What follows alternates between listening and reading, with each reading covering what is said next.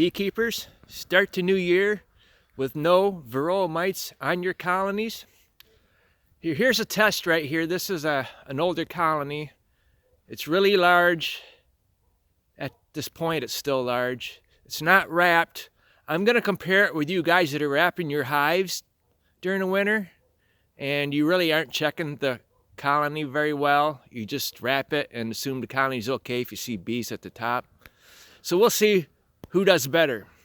So anyway, I did the Varroa mite treatment in September, 3 times every 5th day, 2 times every 7th day.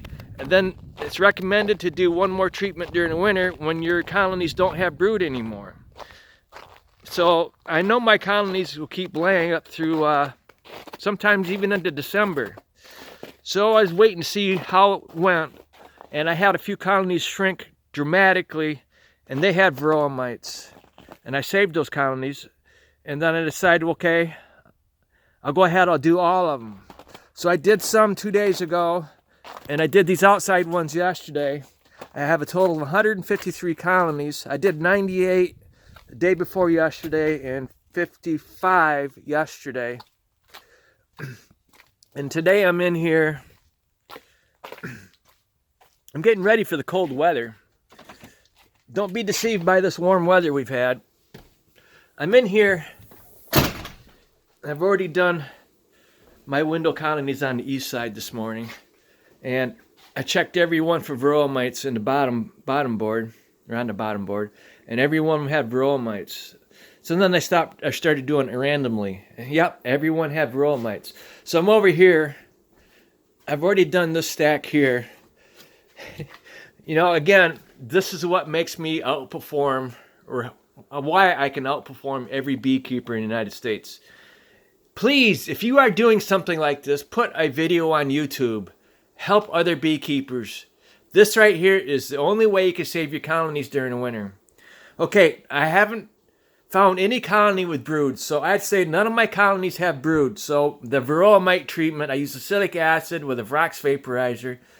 I would say every one of them killed the Varroa mites. And this right here is the bottom board that was down here. So this hive right here was on this bottom board. So let's take a look here. I try to do this best I can. I can see Varroa mites without using a magnifying light, but I use a magnifying to verify that it is a Varroa mite. Like right there, that's a Varroa mite. There's Varroa mites in here. See, there's one there, one there. Okay, so that's the bottom board that came off this one. And then what I do is I check to confirm. I cleaned these hives basically a month ago. I cleaned them all out a month ago. Here's my records. You got to keep it's important to keep good records. 12/3. I went through.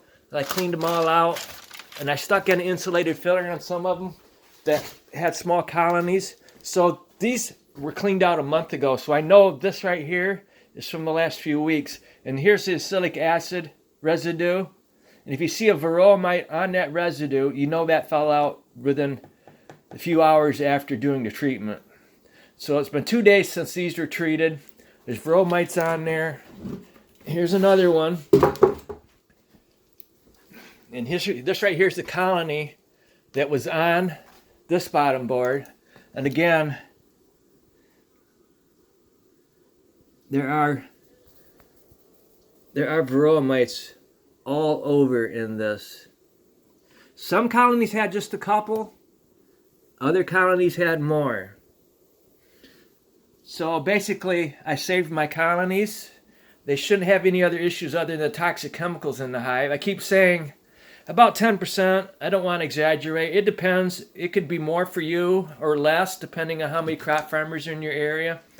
I don't want to exaggerate, say, oh, it's 25% or 30%. A lot of bees will die from old age through the winter. But 10%, that's still a large number of bees that are dying during the winter from toxic chemicals. And just to show you, I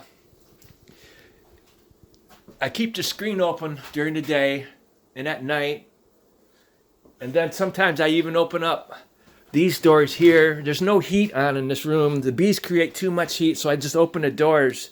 I try to keep it around 30, 40, somewhere in that range, so that when you're messing with a colony, it's warmed up a little bit, but when you're messing with a colony, they're still clustered, see? So you can do stuff inside with a colony that's clustered. You don't have to worry about bees going out all over the place and picking them up later. And then here's this colony here. Look.